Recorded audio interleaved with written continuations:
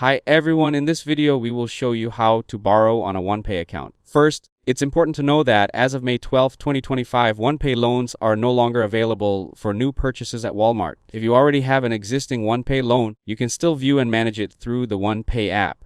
To view your loan information, open the OnePay app and sign in to your account. On the home screen, tap the Home tab. Next, select Loans from the list. Choose the loan you want to view, then tap the Settings button.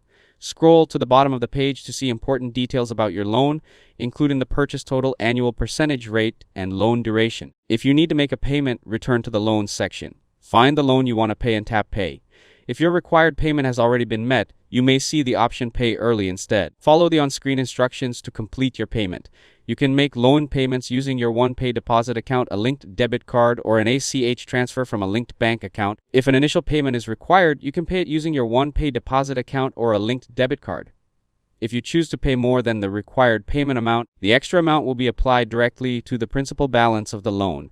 You may also notice that your loan balance changes over time. This is because OnePay uses the daily simple interest method to calculate interest. With this method, interest accrues every day based on the remaining outstanding balance of your loan.